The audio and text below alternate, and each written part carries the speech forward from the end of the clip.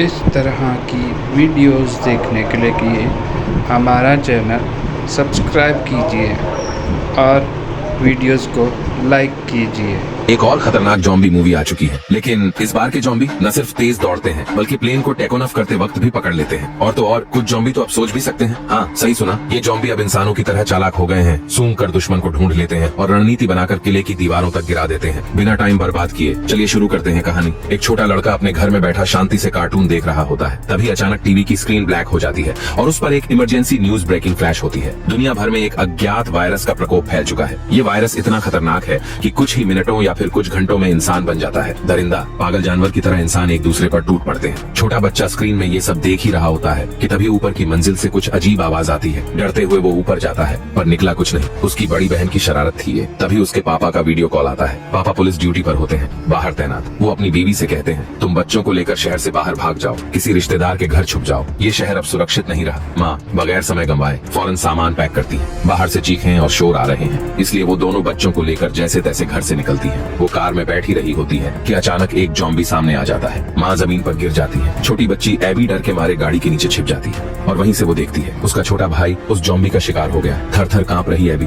काफी देर तक हिम्मत नहीं जुटा पाती बाहर निकलने की। जब वो बाहर निकलती है तो सामने होता है उसकी माँ, लेकिन अब वो माँ नहीं, एक खून की प्यासी जॉम्बी बन चुकी है। वो एबी पर झपटती है, लेकिन तभी गोलियों की आवाज गूंजती है। एक अनजान आदमी आता है जो उस वक्त एबी के लिए फरिश्ता साबित होता है। वो एबी को बचा लेता है और फिर उससे कहता है, कानों पर हाथ रखो, अब मुझे तुम्हारे भाई को आजाद करना होगा। कट्टू 10 साल बाद एक नई दुनिया जहां इंसानों की सभ्यता अब बस एक गुजरी हुई कहानी है। कभी जो शहर जगमगाते थे अब वही शहर बन चुके हैं, उजड़े खंडहर। वो छोटी बच्ची एबी अब बड़ी हो चुकी है। जंगल के योद्धा कासियस की ट्रेनिंग में वो बन गई है एक जंगल की शेरनी। इन बीते सालों में उन्होंने हर दिन जिंदा रहने की लड़ाई लड़ी है, लेकिन एबी के दिल में अब भी एक ख्वाहिश बाकी है। वो चाहती है इंसानों के बीच रहना, एक ऐसा कैंप जहां लोग हों, बातें हों और उम्मीद हो। पर कासियस उसका सपना है इंसानों से दूर एक निर्जन टापू पर बसना, जहां न कोई खतरा हो न ही कोई धोखा। रात गहराती है, अचानक अलार्म बेल की टन सुनाई देती है। कासियस तुरंत बाहर निकलता है बंदूक लिए हुए। काले अंधेरे में से एक जॉम्बी उन पर झपटता है, लेकिन वो जिंदा है अब तक, क्योंकि उसके पास निशानेबाजी में गजब का हुनर है। चंद सेकंड्स में जॉम्बी ढेर। पर यही बात उन्हें अंदर से झकझोर देती है, क्योंकि जहां एक जॉम्बी होता है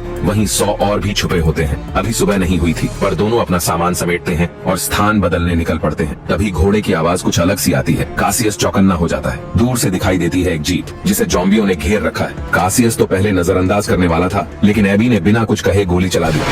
अब उसके पास कोई चारा नहीं, उसे मैदान में उतरना ही पड़ा। दोनों अपनी सवारी पर बैठकर जीप के पास पहुंचते हैं। मरे हुए लोगों से राशन, औजार और कासियस को तो एक जोड़ी जूते भी पसंद आ जाते हैं। पर जैसे ही वो जूते पहनता है, जीप से रेडियो की आवाज आती है, क्या कोई है, जवाब दो। पता चलता है मरे हुए लोगों के और साथी भी हैं। कासियस अब जाना चाहता है, पर तभी पीछे से कई गाड़ियां आकर उन्हें घेर लेती हैं। हर किसी के हाथ में बंदूकें और उनमें से एक आदमी कासियस के बदले हुए जूते पहचान लेता है। यही है लुटेरे, इन लोगों ने हमारे साथियों को मारा है। स्थिति बहुत तनावपूर्ण हो जाती है। तभी एक गर्भवती औरत गाड़ी से उतरती है। वो हाथ जोड़कर कहती है, इन्हें जाने दो, मुझे नहीं लगता ये खतरा है। लेकिन उस वक्त काली घोड़ी फिर से जोर जोर से हिनहिनाती है और अगले ही पल जंगल की गहराई से कुछ आहटें सुनाई देती हैं। चारों तरफ से जैसे जॉम्बियों का सुनामी उमड़ पड़ा। हर दिशा से, हर कोने से अब बन चुका था मौत का जाल। भागने का वक्त नहीं था। सभी ने हथियार निकाले और मोर्चा संभाल लिया। उसी भीड़ में एक महिला जॉम्बी बस खड़ी रही। शायद उसमें अभी भी थोड़ी सी इंसानियत बची थी, या शायद शैतानी चालें। बिना किसी सुरक्षा के संघर्ष कर रहे इंसान एक एक करके गिरने लगे। एक ताकतवर आदमी जॉम्बी के काटे जाने पर खुद को गोली मारना चाहता था, पर जैसे किस्मत भी साथ छोड़ चुकी थी, बंदूक में गोली ही नहीं बची थी।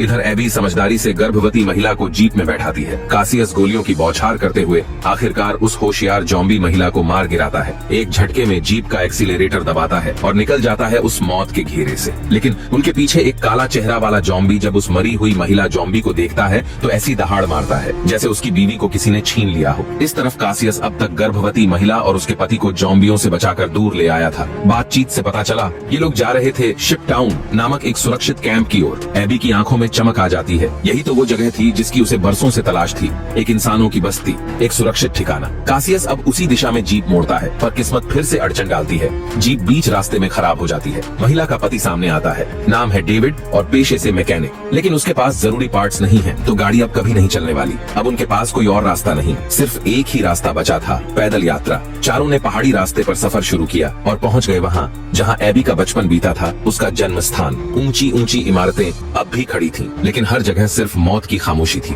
कासियस ने एक खुली बिल्डिंग देखी, वहीं पर उन्होंने रात बिताने का फैसला किया। चारों तरफ सुरक्षा सुनिश्चित करके उन्होंने आग जलाई और बैठ गए कुछ देर की शांति के लिए। एबी अब भी उस शिप टाउन को लेकर उत्साहित थी। उसकी आंखों में उम्मीद की चमक थी। गर्भवती महिला मेघन बताती है कि उन्होंने पहले ही वहाँ रेडियो से संपर्क कर लिया है। नाम के अनुसार शिप टाउन कुछ बड़ी बड़ी नावों से मिलकर बना है, जो जमीन से नहीं जुड़ा हुआ, इसीलिए पूरी तरह सुरक्षित है। न सिर्फ शिप टाउन पूरी तरह सुरक्षित था, बल्कि वहाँ पानी और खाना की भी कोई कमी नहीं थी। ऐसा लग रहा था जैसे धरती पर बचा आखिरी स्वर्ग हो। एबी की आंखों में एक बार फिर उम्मीद की चमक दौड़ गई, लेकिन कासियस को ये सब सुनकर कोई खास दिलचस्पी नहीं थी। उसके लिए ये सब फिजूल बातें थीं। उसके लिए तो ज्यादा जरूरी था फंदे और विस्फोटक लगाना, ताकि रात को चैन की नींद ली जा सके। सब तैयारी पूरी करने के बाद कासियस ने बताया कि वो सिर्फ मेघन और उसके पति को थोड़ी दूर तक छोड़ देगा, फिर अलग रास्ता पकड़ेगा, क्योंकि उसका गंतव्य था एक विपरीत दिशा का पोर्ट। एबी को ये सुनकर बड़ा झटका लगा और वो चुपके से कासियस से पूछने चली गई कि वो उनके साथ क्यों नहीं चलना चाहता। कासियस ने साफ कह दिया, जहाँ भी ज्यादा लोग होंगे वहीं ज्यादा खतरा होगा। लेकिन एबी अभी भी इंसानियत की मासूम परछाइयों में जी रही थी। दोनों के बीच जोरदार बहस हुई और गुस्से में एबी अकेले ही ऊपर की मंजिल पर रात की पहरेदारी करने चली गई।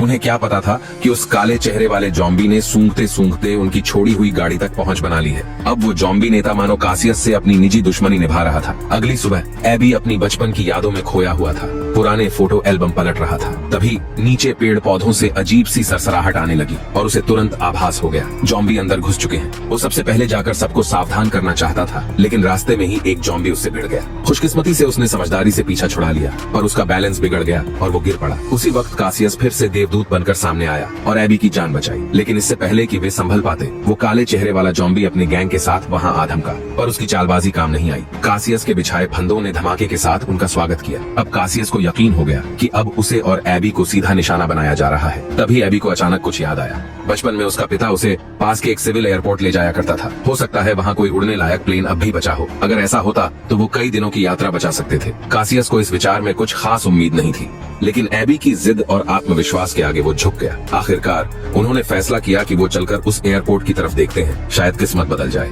लेकिन जब वो सब एयरपोर्ट पहुँचे तो आंखों के सामने था सिर्फ सूनी जमीन और टूटी हुई उम्मीदें।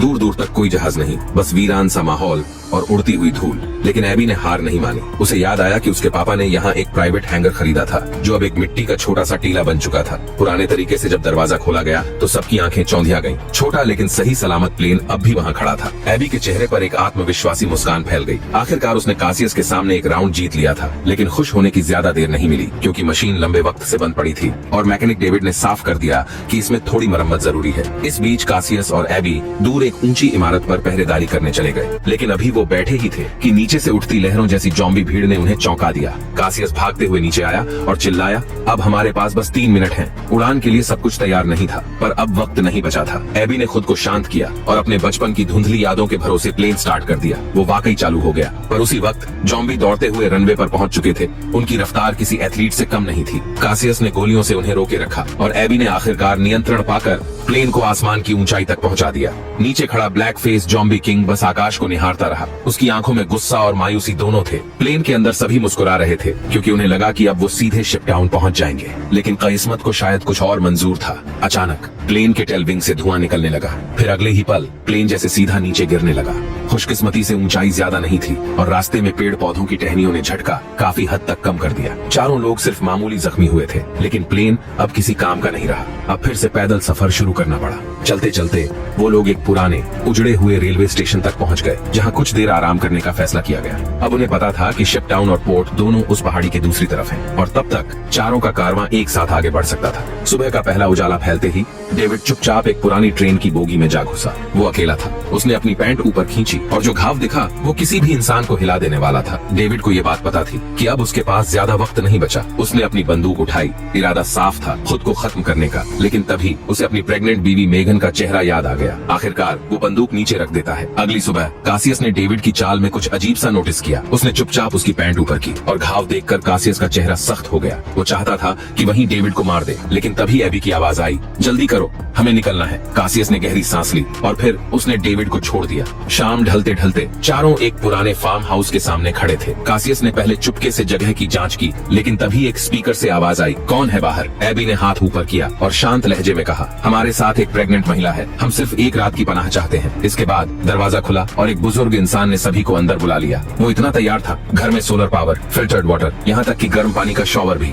एबी ने महीनों बाद गर्म पानी से नहाने का सुकून महसूस किया। रात के खाने के बाद कासियस ने अपना लैपटॉप चार्ज किया, जिसमें उसकी बीवी की तस्वीरें थीं। एक तस्वीर में वो भी प्रेग्नेंट थी। उस तस्वीर को निहारने के बाद कासियस ने मेगन से कहा, मैंने अपना फैसला बदल लिया है, पहले तुम्हें शिप टाउन तक छोड़ूंगा, फिर एबी को लेकर पोर्ट जाऊंगा। तभी वो बुजुर्ग आदमी वाइन लेकर आता है और सभी लोग हंसते बोलते रिलैक्स होने लगते हैं। लेकिन उसकी बातें जल्द ही एक अजीब मोड़ लेने लगती हैं। वो कहता है, जॉम्बी ही इंसान की अगली अवस्था है, वे नए शिकारी हैं, धरती पर अगला शासन उन्हीं का होगा। सभी लोग सन्न रह जाते हैं। एबी की आंखों में डर था, कासियस के चेहरे पर संदेह, लेकिन डेविड की हालत तो और भी बिगड़ती जा रही थी। वो भागकर बाथरूम गया, जहां उसने देखा उसके शरीर में वायरस पूरी तरह फैल चुका था। और जब डेविड दोबारा हॉल में लौटा तो वो अब नहीं रहा था। जब डेविड की आंख खुली तो उसके सामने जो मंजर था वो किसी बुरे सपने से कम नहीं था। वो और उसके साथी उल्टे लटक रहे थे, जैसे किसी कसाई की दुकान में मीट के टुकड़े टांगे जाते हो। सामने वही बुजुर्ग आदमी, अब उसका असली चेहरा सामने आ चुका था। कोई नेकदिल होस्ट नहीं, बल्कि एक पागल बायोलॉजिस्ट। उसने शराब में नशीली दवा मिलाई थी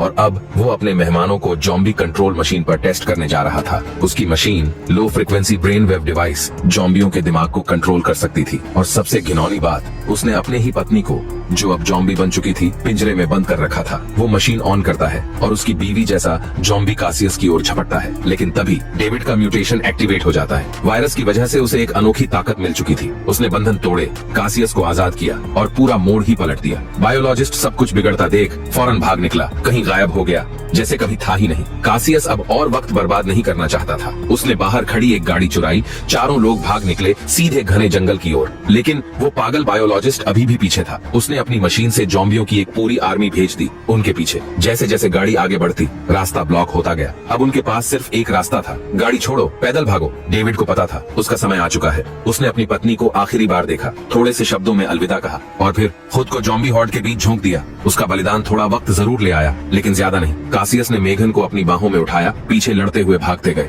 तभी आखिरकार एक जगह नजर आई, इंसानों का गढ़, एक बंदरगाह जैसा किला, शिप टाउन, ऊंची दीवारें, मशीन गन से लैस गार्ड्स। ये जगह, यही है हमारा ठिकाना, एबी चिल्लाया। गार्ड्स ने शोर सुना और तुरंत जॉम्बियों पर फायरिंग शुरू कर दी। लड़ाई अभी खत्म नहीं हुई थी, क्योंकि जॉम्बी किंग खुद सामने आ गया था। उसका चेहरा काला, आंखों में आग। लेकिन जब उसने देखा कि इंसानों और जॉम्बियों के बीच एक नदी बह रही है, उसने हमला रोक दिया। कुछ ही मिनटों बाद कासियस और बाकी लोग नाव से कैंप के अंदर पहुंच गए। लेकिन तभी मेघन की चीख सुनाई दी, मेरा पानी टूट गया, बच्चा आ रहा है। अच्छी बात ये थी कि उस जगह पर एक पूरा मेडिकल स्टाफ और अस्पताल था। मेघन को तुरंत इलाज के लिए भर्ती कर लिया गया। अगली सुबह कार्शियस और एबी ने पूरे कैंप की बनावट को ठीक से देखा। कई बड़े जहाज एक दूसरे से जुड़कर एक विशाल फ्लोटिंग प्लेटफॉर्म बना रहे थे, जो कि जमीन से बहुत दूर था। कार्शियस को कैंप का लीडर भी मिला। वो उनका स्वागत करता है और कहता है कि अगर वो यहाँ रहना चाहते हैं तो उन्हें कुछ सख्त नियमों का पालन करना होगा। कार्शियस को ये मंजूर नहीं था। वो बिना कुछ कहे मुड़ जाता है। उसे तो अब भी वो सुनसान द्वीप ही ज्यादा प्यारा लगता है। पर एबी की सोच बिल्कुल अलग थी। उसे ये जगह बहुत पसंद आ गई,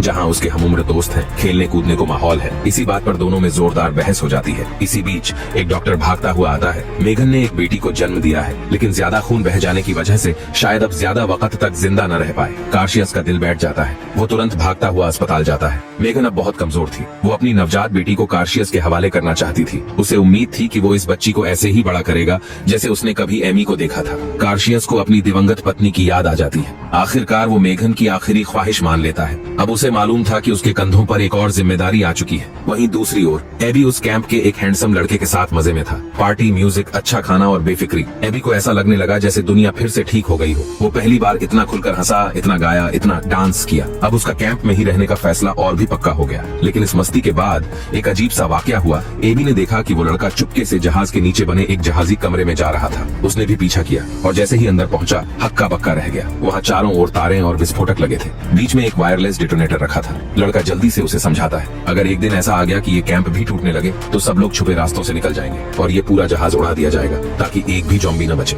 एबी को थोड़ी राहत मिली, लेकिन अफसोस वो दिन जल्दी ही आ गया। उस पागल वैज्ञानिक, वही जिसने सबको ड्रग्स देकर बांध लिया था, वो अब काली चेहरे वाला जॉम्बी राजा के साथ मिल गया था। अब उसके पास जॉम्बीज को कंट्रोल करने वाला डिवाइस भी था और इंसानों की आग का तकनीकी सपोर्ट भी। इसलिए अब वो जल रक्षा कवच भी बेकार हो गया था। बहुत बड़ी तादाद में जॉम्बीज ने या तो पानी के नीचे से या फिर जहाजों को पकड़कर बहुत जल्दी कैंप में घुसपैठ कर ली। शरणार्थी और गार्ड्स संभल ही नहीं पाए। क्षण भर में ही भारी जान माल का नुकसान हो गया। लोग अपनी लोकेशन का फायदा खो चुके थे और आखिरकार ज्यादातर बस जॉम्बीज का खाना बन गए। कार्शियस को एबी की चिंता सताने लगी। वो उल्टी दिशा में भीड़ को चीरता हुआ जॉम्बियों को काटता मारता हर तरफ उसे ढूंढता रहा। आखिरकार उसे एबी मिल गया। वो डेक पर बहादुरी से लड़ रहा था, लेकिन शायद भावनाओं में बहकर वो एक जॉम्बी के हमले में गिर गया और नीचे जहाज के तल में जा गिरा। वहाँ पर वो पागल वैज्ञानिक फिर से दिखाई दिया, चेहरे पर कुटिल मुस्कान लिए। मगर कार्शियस इस बार तैयार था। उसने उस वैज्ञानिक का हाथ पकड़कर झटके से उसकी मशीन तोड़ डाली, जिससे वो जॉम्बीज को कंट्रोल कर रहा था। अब जब नियंत्रण खत्म हो गया तो वो बुढ़ा वैज्ञानिक खुद ही जॉम्बीज का शिकार बन गया। शुक्र है कैंप में पहले से एक सीक्रेट सुरंग बनाई गई थी।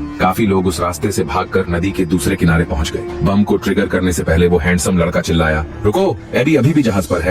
कार्शियस एबी को ढूंढते हुए जॉम्बी किंग पर एक वार करता है और एबी को साथ ले भागता है। उसी वक्त एबी की नजर उस जॉम्बी किंग के हाथ पर बंधी एक चीज पर पड़ी। वो तो वही ब्रेसलेट था जो उसने बचपन में अपने पापा को दिया था, पर वक्त नहीं था। कार्शियस ने उसे घसीटकर सुरंग में ले लिया। अब जब दोनों सुरक्षित थे तो उस लड़के ने तुरंत रिमोट दबा दिया। पूरा कैंप एक भयंकर आग के गोले में तब्दील हो गया। लेकिन लड़ाई अभी खत्म नहीं हुई थी। कैंप का लीडर गले को थामे लड़खड़ाता हुआ सामने आया। वो पहले ही जॉम्बी से काटा जा चुका था, लेकिन वायरस फैलने से पहले ही जॉम्बी किंग ने उस पर हमला कर दिया। और कमाल की बात, वो जॉम्बी किंग भी विस्फोट से जिंदा बच गया था। कार्शियस उसकी तरफ लपका। एक आखिरी लड़ाई के लिए एबी ने जमीन से पिस्तौल उठाई। उसने जॉम्बी किंग को गौर से देखा। यही तो उसका पापा था। लेकिन उसने देखा कि कार्शियस भी बुरी तरह जूझ रहा था। अब उसे एक फैसला लेना था और उसने लिया। उसने गोली चलाई। जॉम्बी किंग, जो अब सिर्फ एक राक्षस था, वहीं ढेर हो गया। अब कार्शियस, एबी और बचे हुए लोग समंदर के बीच एक अकेले द्वीप को देखते हैं। वहीं पर वे एक नई मानव बस्ती बसाने का फैसला करते हैं। साइलेंट लैंड की यही पूरी कहानी थी। इसमें कोई शक नहीं, जिस महिला जॉम्बी को कार्शियस ने मारा था वही एबी की माँ थी। कहानी के सारे मोड़ बस एक इत्तेफाक ही थे।